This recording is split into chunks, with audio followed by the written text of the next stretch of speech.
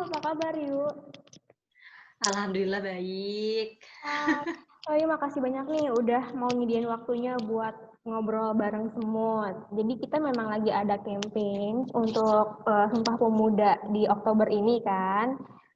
Dengan temanya tuh sama-sama produktif, dengan gimana sih untuk pandemi seperti ini supaya kita semua tuh tetap produktif tuh seperti apa. Jadi kita saling berbagi cerita aja gitu. Boleh ceritain nggak profesinya Ayu nih bagaimana?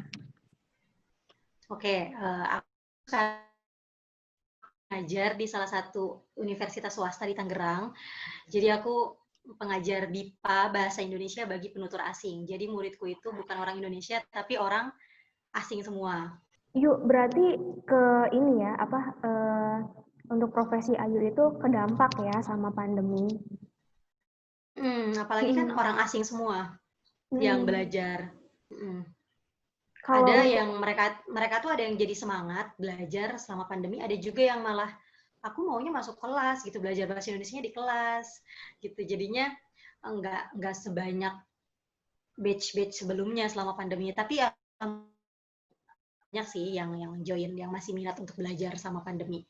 hmm, yuk kalau untuk cope up-nya gimana nih? Misalnya untuk menyiasatinya untuk pendapatan berkurang kayak gitu kita ngajar gimana? Nah itu gimana nih kalau Mm-mm. Ayu menyikapi Aku dampak pandemi ini mm-mm. terhadap profesi Ayu gitu? Iya, banyak banget sih yang ngeluh 2020 ini jadi kayak tahun terburuk buat mereka ya. Tapi alhamdulillahnya, ada alhamdulillahnya. Aku tuh sama abang, sama suamiku udah diuji jauh lebih sakit di 2016. Mungkin kalau 2020 ini kita diuji secara apa ya, masif itu semuanya kan. Nah, 2016 tuh aku kayak cuma berdua aja gitu ngerasa diujinya. Jadi ketika pandemi, jujur aja kita tuh udah terbiasa nggak pegang duit, naik. Kita udah terbiasa banget nggak pegang duit, terbiasa semuanya serba pas-pasan. Mungkin aku orangnya heboh, ceria, tapi di balik itu kita tuh bener-bener sebenarnya mikir, aduh besok makan apa ya, separah itu, Nay. Kebayang nggak? Besok tuh makan apa? Kita kebayang, iya, sampai separah itu. Jadinya pas 2020 ini, jujur kita nggak kaget sama sekali. Bahkan aku bilang kayak gini ke suamiku, yang kamu selama pandemi ini nggak kelihatan loh penganggurannya gitu. Karena semua orang banyak di rumah. Iya, jadi oke, aku balik ke dulu 2016 aku pernah diuji seberat-beratnya waktu itu, tapi kita sempat bener-bener yang ambruk banget, tapi karena support system dari keluarga, lingkungan, akhirnya kita sadar, oh ya udah berarti kita diujinya pas muda nih, biar punya kesempatan untuk bangkit gitu. Allah tuh kan nggak akan uji sesuai di luar batas kita ya, kapasitas kita. Ya, berarti aku sama abang diuji seberat ini, berarti aku sama abang mampu gitu untuk bangkit lagi gitu kan. Dan kita juga lihat-lihat lagi yang lain, oh setiap orang tuh ujiannya beda-beda, ada yang mungkin belum punya keturunan ya kan, diuji sabarnya. Nah, kita diuji lewat finansial. Mungkin karena itu titik terlemah kita, jadi kita diujinya di situ gitu. Gimana lu bisa nggak nih bangkit nih, gue uji nih finansialnya. Akhirnya kita udah terbiasa untuk lihat peluang sih dari 2016 itu. Nah, pas 2020 ini jujur sebenarnya 2019 suamiku itu lagi ikut CPNS. Ya, ikut CPNS, aku juga ikut, tapi aku nggak lanjut ke tahap selanjutnya. Kita berharap banget sebenarnya April itu abang tuh udah dapat NIP gitu, maksudnya abang tuh udah keterima. Cuma karena pandemi, akhirnya pengumuman untuk tes kedua itu Maret, diundur sampai September kemarin, 22 September baru tes. Nah, pas bulan Maret, keluar pengumuman, yang alhamdulillah kamu lanjut gitu kan. Tiba-tiba minggu depannya PSBB.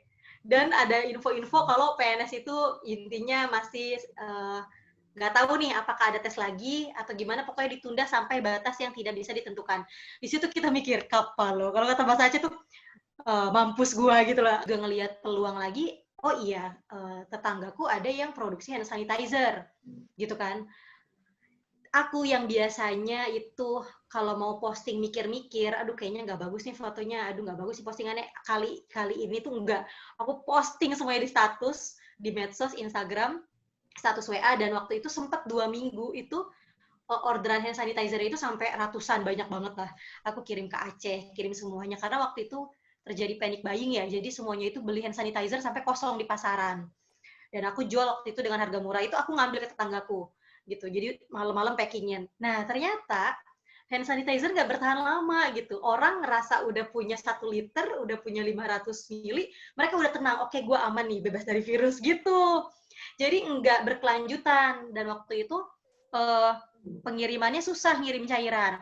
Akhirnya aku bilang ke abang, kamu punya link nggak, link alat-alat kesehatan atau apa gitu kan? Yuk buat apa jual-jual APD gitu. Dan percaya atau enggak, Nay, kita itu benar-benar nggak ada uang emang mulai bulan Maret ya. Maret, April. Emang nggak ada pemasukan sampai Mei. Maret, April, Mei. Di bulan April, abang itu waktu itu tembus jual APD sampai yang aku bilang tuh 25 jutaan. Gitu.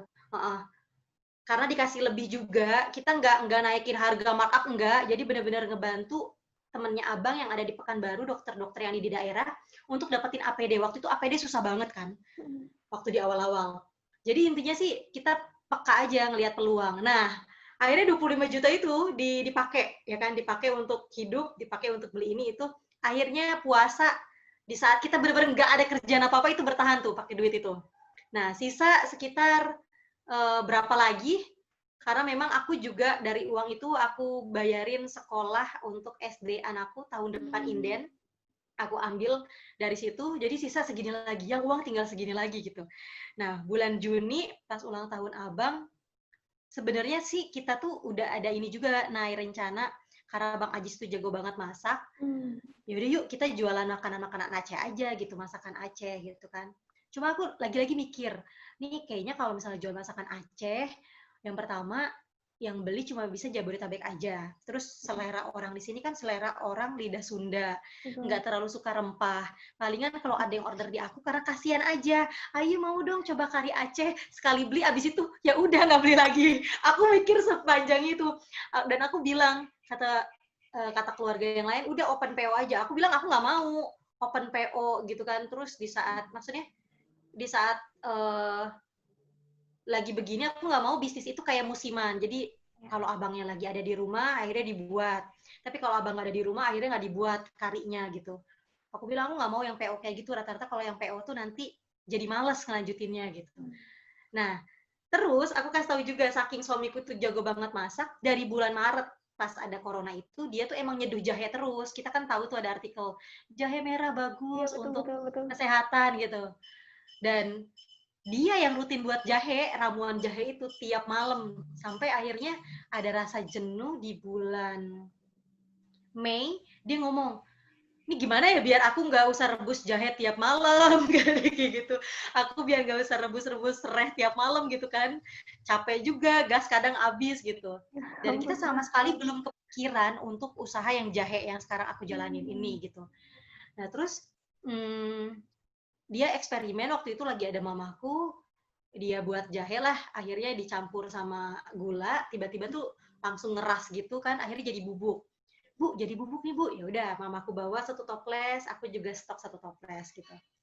Sampai di situ masih belum kepikiran buat jualan, sampai kita mikir apa kita buat konten YouTube ya gitu kan, biar pakai YouTube aku aja gitu, biar cepet dibayar sama YouTube segitunya. Jadi apapun yang kira-kira bisa menghasilkan cepet aku usahain gitu.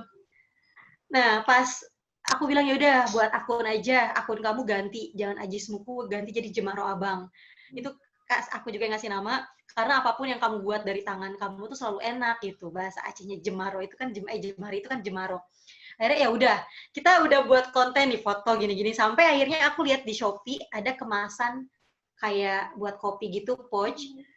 Terus aku lihat, ih kok lucu ya gitu kan. Yang apa jual kopi Aceh itu dari mulai bulan Maret sampai ke Juni, ide-ide jualan tuh banyak banget. Cuma kita belum tahu harus yang mana gitu loh. Ya. Gitu. Sempat pengen jual dimsum, aku bilang enggak, banyak kompetitor, aku bilang kayak gitu. Aku pengen sempet juga yang tadi aku jual kare, walaupun nggak ada kompetitor, tapi orang cuma bakalan penasaran doang. Dan rumah aku tuh nggak bisa diakses pakai Paxel gitu. Gosen sama Grab aja ke Tangerang tuh bakal mahal banget, 30 ribuan ongkos kirimnya. Orang bakal males, itu aku udah pikirin. Jadi walaupun abang ini dia orang manajemen, cuma ide-idenya tuh dari aku. Nah, pas aku udah kasih ide-idenya itu, baru dia eksekutornya akhirnya, oh oke, abang buat desain, oh oke, abang buat ini. Nah, pas bulan Juni, dia ulang tahun, karena aku ngelihat kemasan pouch itu lucu, ya aku cerita terus. Yang pouch itu lucu banget, ya kan? Akhirnya aku nanya, biar kemasannya itu nggak bocor, dipakein apa sih yang namanya? Coba cari deh, perekat gitu. Coba cari deh alat perekat, cari alat perekat. Ternyata kita tahu namanya sealer gitu. Oh begini nih, ya udah. Akhirnya kado dia pas ulang tahun dia 14 Juni, paketnya datang. Aku bilang nih kado ulang tahun ini sealer gitu, yang buat apa sih packing gitu kan. Dan aku bingung awalnya gimana ya ini jahe merah kan berterima atau enggak di lidah selain keluarga aku.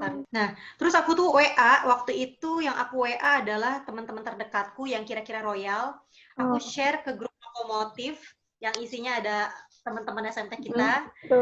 Aku bilang, guys, kalau Bang Ajis buat jahe merah mau order nggak gitu. Ada yang japri waktu itu teman. Geng, aku mau ya. Terus juga teman, boleh geng, mau. Sini jahe-jahenya.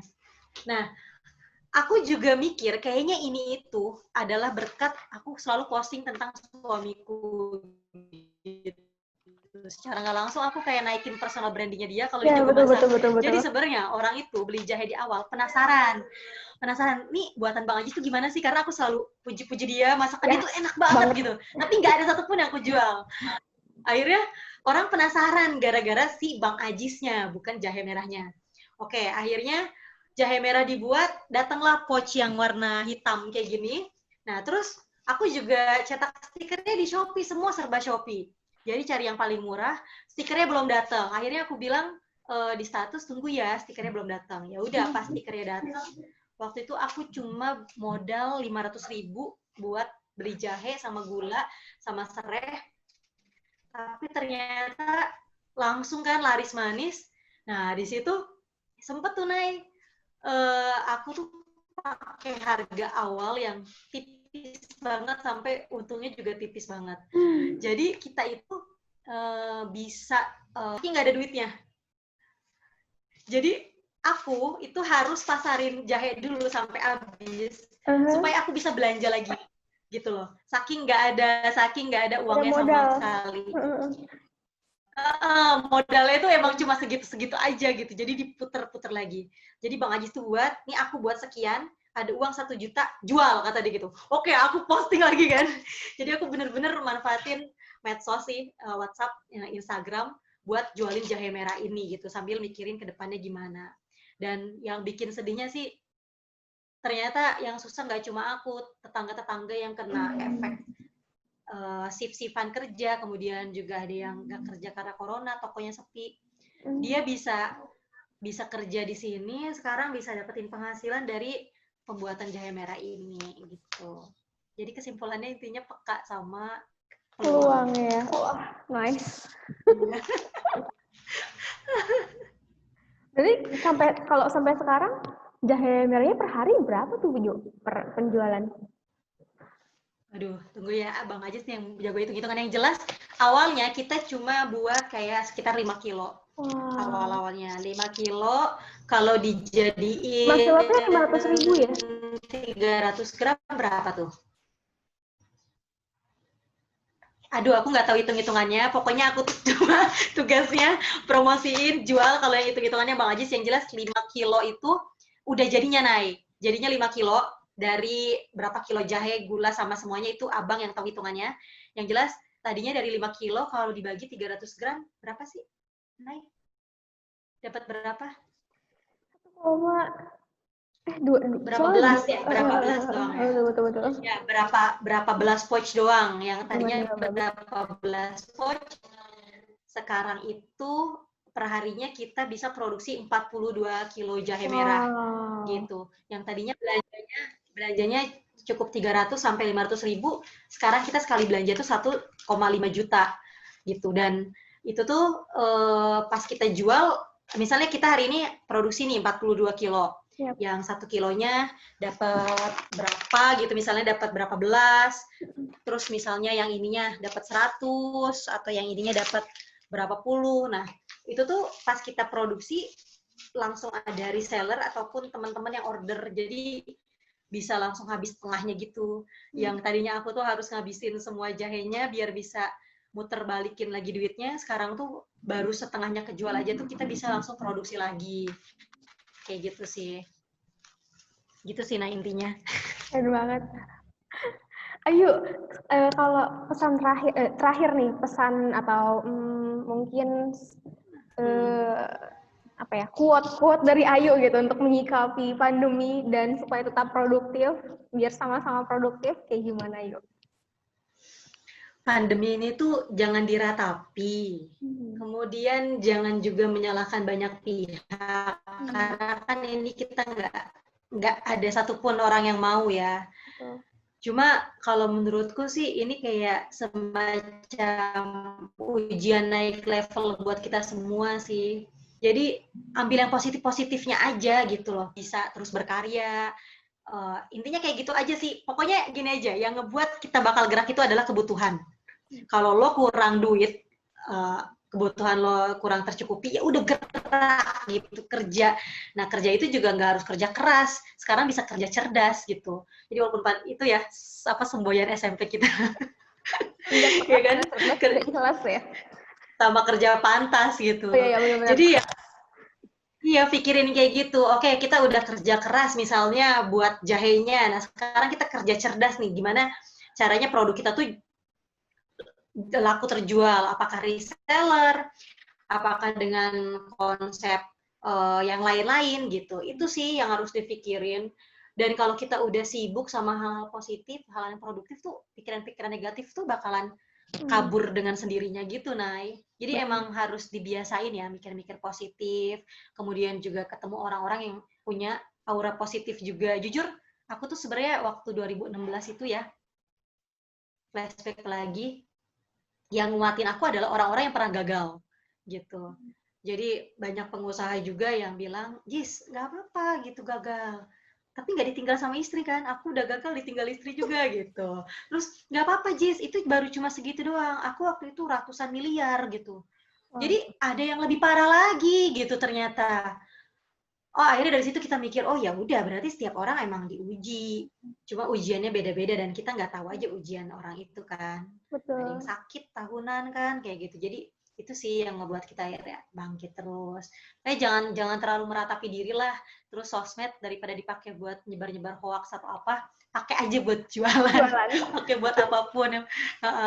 Aku juga selain jualan kan buat puisi, aku juga ikut lomba puisi online, apapun itu yang bisa menghasilkan uang, aku ikutin terus.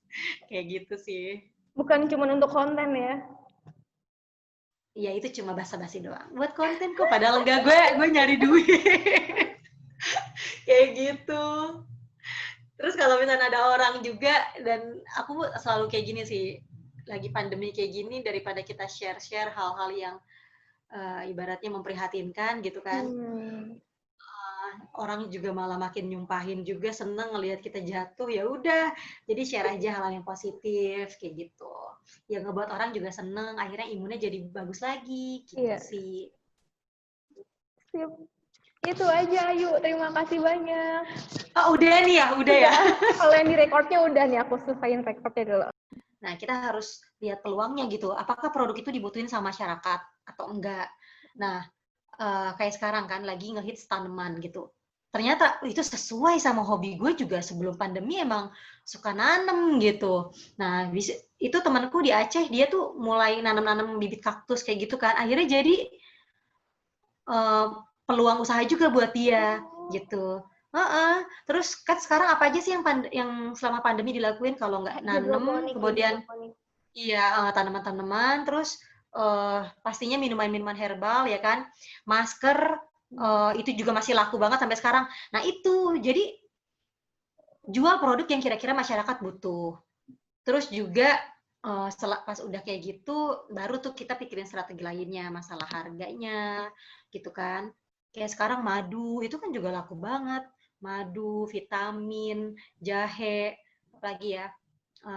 Ada juga misalkan yang agak berkurang kayak furniture ya, orang nggak butuh lah beli furniture, tapi ternyata pot-pot yang dari rotan lagi laku kan gitu. Nah bisa tuh diganti, mungkin yang tadinya bisnis furniture, aduh kok sepi ya sama pandemi, ganti jadi bikin rak-rak pot. Jadi gitu sih, nggak asal nentuin produk mana yang kita jual cuma karena apa ya? Misalnya maksain nih, aku sukanya ini. Tapi kalau itu lagi nggak laku di pandemi, gali lagi, cari lagi yang lain gitu. Iya. Gitu. Iya. Kalau brandingnya udah kuat, udah kebangun, mau jual apapun baru tuh itu bakal laku. Terus personal branding kamu juga udah oke banget. Tapi kalau kata Acit ya, Enggak. ogeng tuh bukan dimasak. Ogeng tuh cuma dipuisi sama Bipa doang, sama jualan. Kalau laki lo baru, gue percaya laki lo jago masak.